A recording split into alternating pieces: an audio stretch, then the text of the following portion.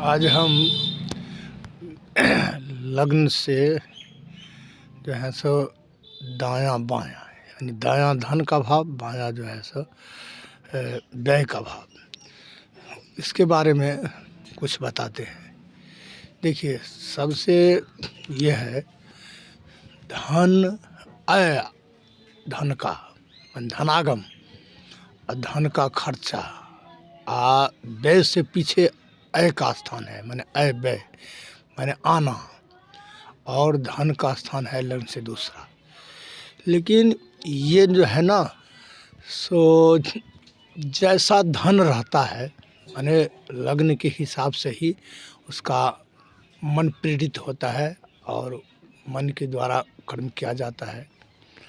तो जैसा धन है ना, उसी तरफ वो प्रेरित मन को करेगा और उसी रास्ता में भी खर्चा होगा।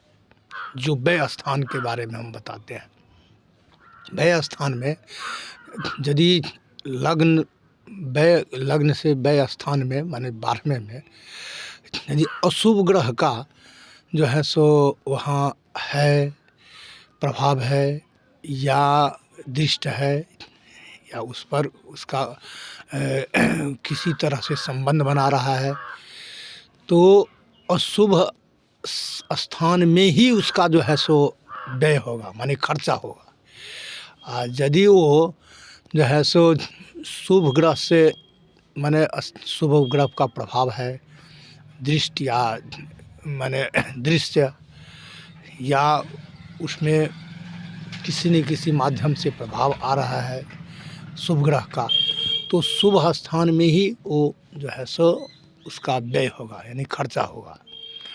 और वहाँ चाचा का स्थान भी है, चाचा का भी जगह, और बाहरी लोगों से भी संबंध कैसा बनेगा और कैसा प्रभाव रहेगा, किस तरह से, ये भी उस स्थान से बनता है। ये भी होता है यदि 12वें स्थान में शुभ ग्रह का प्रभाव है तो वो व्यक्ति जो है सो अंत में शरीरांत के बाद जो है सो उसको मोक्ष की प्राप्त होता है और यश कृति से वो भरा पड़ा जीवन उसका जो है सो अंत में बीतता है। यदि अशुभ ग्रह का प्रभाव है, अति जो है सो अशुभ ग्रह का जो सब तरह से वो है कष्टदायी ग्रह है अशुभ ग्रह, तो उसका कर्म धर्म भी वैसा ही उसी तरफ प्रेरित होगा और वो अंत में ऐसे स्थिति में वो जाएगा जो सब उसके नाम पर जो है से धिक्कार करेगा और सब उसको जो है सो हीन दृष्टि से देखेगा। तो यही चीज़ जो है सो मनुष्य नहीं सोचता है, लेकिन उसका उपाय भी है। उपाय ये देख देख करके ज्योतिषी से और लोगों से वो हैरान रहते हैं, लेकिन ये नहीं सोचता है संसार में कौन ऐसा प्रश्न है जिसका उत्तर न हो और कौन ऐसा दुख है जिसका दवा न हो। है, अब कहिएगा कुछ ऐसा दुख है जिसका दवा नहीं है, लेकिन वो दवा जो है से आयुर्वेद में है, जड़ी बूटी इत्यादि में है, वो गुण जो वो घातक से घातक दुख को छुड़ा सकता है।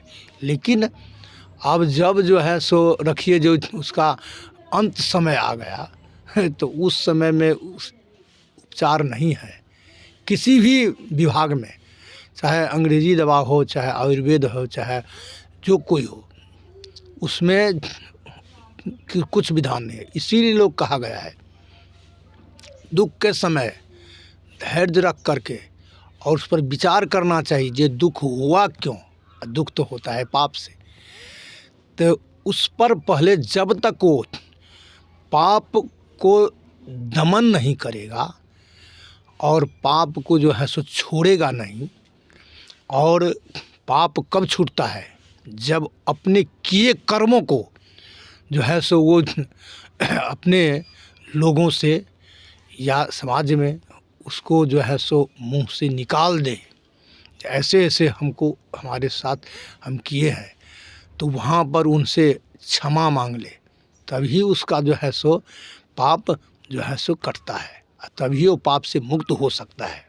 और जब पाप से मुक्त होगा तो उसका जो है सो रास्ता, माने वो अच्छे रास्ता पर माने उसका चलना रहना उठना बैठना सब कुछ रहेगा, तो वो उसका जो है सो सब तरह से कल्याण होगा।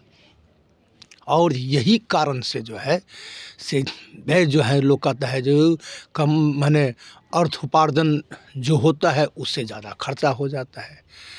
तो अर्थ उपार्जन होता है उस पर विचार करो, जो हम किस माध्यम से, हमारा क्या उचित है, कितना हमारा जो है सो होना चाहिए, और हम कितना कमा रहे हैं, क्या उचित है क्या अनुचित है, इस बात पर ध्यान रखा करो। तब देखो जो अपने आप ये निष्कर्ष पर आ जाओगे जो हमारा कितना उचित बनता है।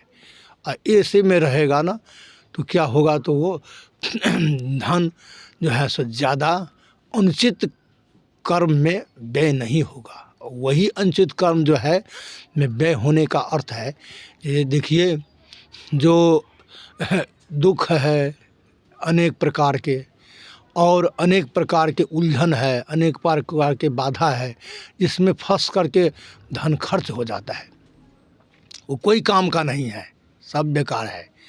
लेकिन जो धन आज रखिए किसी को खिलाने में, और किसी को जो है सो कोई ऐसे कर्म धर्म यज्ञ आदि में सहायता करने से, या कोई ऐसे कर्म करने से जिससे वो धन से, वो शरीर से जो है सो अनेक व्यक्ति को जो है सो कल्याण हो, वो धन जो है सो कभी भी जो अनुचित कर्म में नहीं खर्च होता है, और वो धन सुरक्षित भी रहता है। वही धन कितने के मुंह से ये भी सुना होगा, ये क्या कहे ये बगल में जो है धन सो इसको कई पीढ़ी से माने वो धन माने बढ़ता ही आ रहा है। और ऐसे भी मुंह से निकलता है जो क्या कहें धन आया अभी धन जो है सो लुप्त हो गया, अब जो है सो हम ऋण भार से परे हुए हैं। तो इसका कारण यही है कि तुम अनुचित कर्म किया तो अनुचित कर्म का तो तुमको दंड मिलेगा ही। और ये सब खानदानी आदत भी होता है, खानदानी गुण भी होता है। जिस संपत्ति को तुम उपभोग करोगे उस संपत्ति किस रास्ता से आया है तो उसका प्रभाव तो तुम पर पड़ेगा, इसीलिए ऐसे रास्ते से ही तुमको जाना ही पड़ेगा। लेकिन उसका यही है जो माने किसी अच्छे आचार्य, अच्छे विचार, आचार्य ब्राह्मण से अथवा अच्छे विचारक से, साधु से, संत से, जो अच्छे विचारक हो, अच्छी विचारधारा का हो, ऐसे व्यक्तियों से और उनके पास में बैठने से जो है सो उस समस्या का निदान हो सकता है और होता है।